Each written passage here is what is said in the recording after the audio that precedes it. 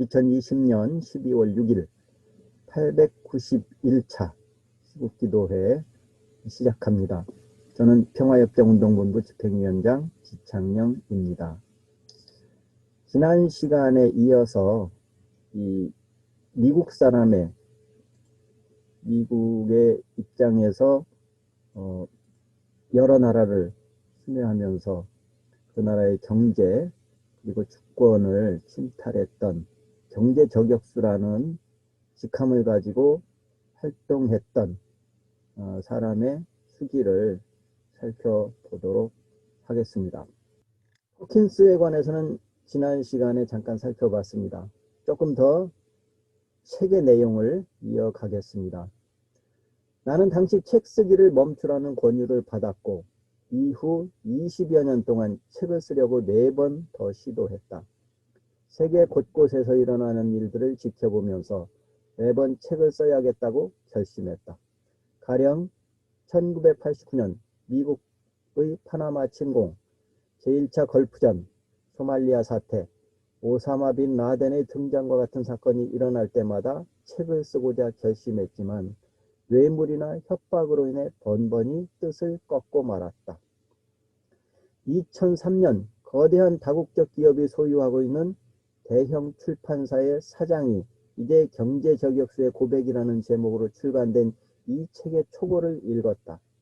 그러고는 이 내용이 반드시 사람들에게 알려져야 하는 흥미진진한 이야기라고 말했다. 그러나 그는 서글픈 미소를 지으며 고개를 저었다.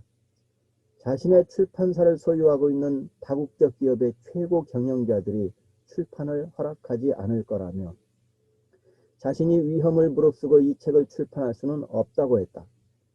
그러면서 내 글을 소설 형식으로 바꾸면 어떻겠느냐고 물었다. 이 책을 존 르 카레나 존 그리섬의 소설처럼 바꾼다면 우리가 출판할 수도 있어요. 그러나 이 이야기는 지어낸 것이 아니다. 내 인생과 관련된 진실된 이야기다.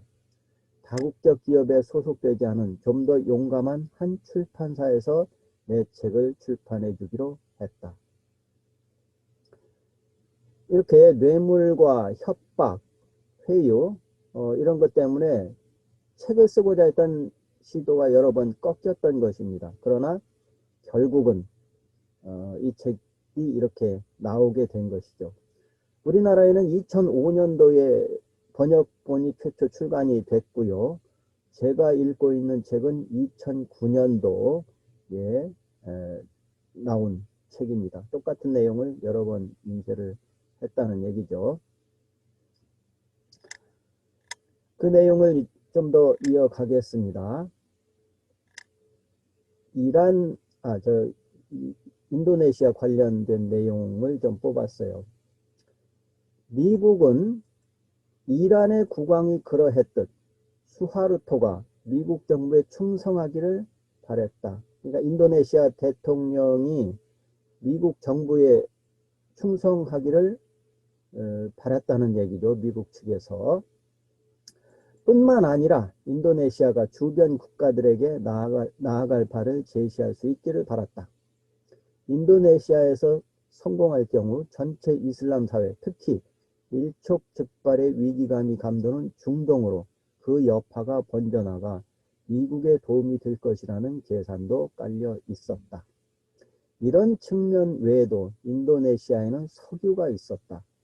인도네시아에 석유가 얼마나 매장되어 있을지 정확히 알 수는 없었지만 석유 회사에서 일하는 지질학자들은 매장량이 어마어마할 것이라는 관측을 내놓았다. 이 석유라든지 이런 자산 그리고 미국이 중동 패권을 장악하기 위해서 인도네시아에 주목했던 사실이 여기에 이 사람의 수기에 적혀 있습니다. 계속 읽겠습니다. 이제 계속 읽기 전에 중간 설명을 드린다면 이 존 퍼킨스는 자기가 경제저격수 일을 하면서도 늘 회의감을 가지고 있었어요. 이게 과연 옳은 일인가 하는 회의감을 가지고 내내 일을 해왔던 것입니다. 그러면서도 끊임없이 자기 합리화를 해요. 이것은 좋은 일이다. 저개발국을 개발시켜주는 좋은 일이고 미국에게도 좋은 일이고 뭐 상호 좋은 일 아니냐 그러면서 끊임없이 자기 합리화를 하면서도 끝내 이 갈등을 뿌리치지를 못하는 그런 사람이었습니다. 그래서 결국 이 책을 쓰게 된 것이죠. 여기서도 이제 고민하는 장면이 나옵니다. 침대에서 몸부림을 치던 나는 찰리를 비롯한 우리 팀 모두가 이기적인 목적으로 이곳에 와 있다는 사실을 더 이상 부인할 수 없음을 깨달았다. 우리는 미국의 외교 정책과 미국 회사의 이익을 위해 일하는 사람들이었다. 우리는 대다수 인도네시아인들의 삶을 더 풍요롭게 만들기 위해서가 아니라 스스로의 욕심을 채우기 위해 이곳으로 왔다. 순간 기업 정치라는 말이 머리를 스쳐 지나갔다. 전에 그런 단어를 들어본 적이 있는지 아니면 방금 내가 만들어낸 말인지 분명하지 않지만 온 세상을 지배하기 위해 전력을 다하기로 결심한 새로운 지배계층을 지칭하기에 딱 어울리는 말이라 생각이 들었다. 자, 그렇게 인도네시아로 파견이 됐습니다. 이제 인도네시아 상황을 여기저기 알아가던 중 인도네시아의 한 대학생을 만나게 됐습니다. 여러 대화 중에 이런 이야기를 듣게 됩니다. 여학생이 내 눈을 똑바로 쳐다보며 말했다. 미국이 탐욕을 버려야 해요. 더 이상 이기심을 가져서도 안 되죠. 당신들을 위한 커다란 집과 멋진 상점들 말고도 무언가가 이 세상에 존재한다는 사실을 깨달아야 해요.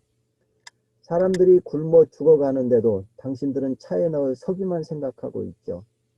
다른 나라 아이들은 목이 말라서 죽어가고 있는데 당신네 미국인들은 최신 유행을 따라하려고 패션 잡지나 뒤적이잖아요. 우리 같은 나라들은 가난에 허덕이며 고통스러워하는데 미국 사람들은 도움을 바라는 신음소리를 듣지도 않아요. 물론 그게 다가 아니죠. 이런 사실을 이야기하는 사람들의 목소리가 들리면 귀를 막아버리고 그런 사람들을 급진주의자라거나 공산주의자라고 비난하죠. 당신네 미국인들은 가난하고 학대받는 사람들이 더욱 가난해지고 미국에 더욱 종속되도록 몰아붙이지 말고 그들을 향해 가슴을 열어야 해요. 이제 시간이 그리 많지 않아요. 아무것도 바뀌지 않는다면 미국은 멸망하고 말 거예요.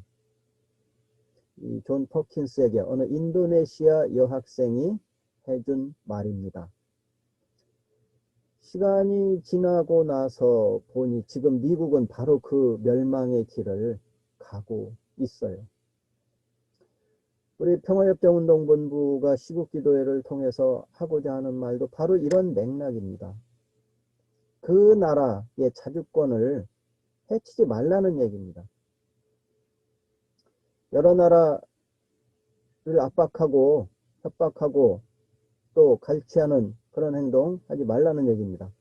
그것이 우리에게는 평화협정, 미군 철거 이 두 단어로 집약돼서 우리가 주장하는 것이죠. 이적 목사님 아직 감옥에 계신데요. 지난 3월 21일 반트럼프 반미투쟁본부 집회에서 하신 말씀을 함께 들어보는 것으로 오늘 891차 시국기도회 마무리하겠습니다. 미국의 강도 논리가 어제 오늘의 일이 아니었습니다마는 76년이 지나기까지 그 강도 논리의 행각을 멈추지 않는다는 것은 우리 민족을 얼마나 깔보고 있다는 것을 알 수가 있습니다. 이틀 전에 주한미군 기지에서 일하는 한국인 노동자들이 이 대사관 앞에서 기자회견을 가졌습니다. 한국 정부가 우리 노동자들에게, 미국 기지에서 일하고 있는 노동자들에게 한국 정부가 대신 임금을 지급하겠다고 해도 미국 놈들이 그것을 반대했습니다. 우리 노동자들에게 우리가 돈을 준다고 한다는데도 미국이 반대한다는 것은 무엇을 의미합니까? 한국인 노동자들까지 내세워서 소위 말하는 주둔비를 인상하는데 이용물로 써먹겠다는 것입니다. 이런 개 돼지같이 이런 개 강도 같은 놈들이 어디에 있습니까? 40억 달러의 주둔비를 요구합니다. 그 돈으로 뭘 한다고 하시는 거 아십니까? 오키나와 미군기지, 감에 있는 미군기지 비용까지 내겠다는 이야기입니다. 심지어는 호르무즈 그 전투기지까지 우리 돈으로 전쟁을 치르겠다는 것입니다. 세상에 이것을 용납할 백성이 누가 있습니까? 미국은 이러한 강도적 논리로 우리에게 접근하고 있는데도 불구하고 우리가 침묵하고 있다면 우리가 이 땅의 백성들은 무엇입니까? 귀가 있고 입이 있고 눈이 있다면 말을 해야 되고 들어야 하는 것입니다. 말하지 않는 백성은 죽어있는 백성입니다. 외치지 않는 백성은 미래가 없는 것입니다. 우리는 그것을 말하기 위해서 이 자리에 섰습니다. 우리는 시간이 남아 돌아서 이 자리에 있는 것이 아닙니다. 내 민족, 내 땅을 수호하기 위한 그 사명은 우리에게 있는 것입니다. 우리가 지켜야 하는 것입니다. 우리가 지켜주지 않으면 지켜줄 자들이 없습니다. 남과 북이 끊임없이 싸웠어. 이제 미군을 쫓아내야 합니다. 미군을 쫓아내는 것은 북의 문제도 아니오, 남의 문제도 아니오, 우리 8천만 민족 전체의 일이라는 사실을 우리는 명심해야 합니다. 미국의 강도적 논리, 아니 강도적이 아니라 강도의 논리, 그 논리에 당당히 맞서서 우리는 싸워 나가야 할 것입니다. 그 외치고 마치겠습니다. 편협점 체결하여 자주적으로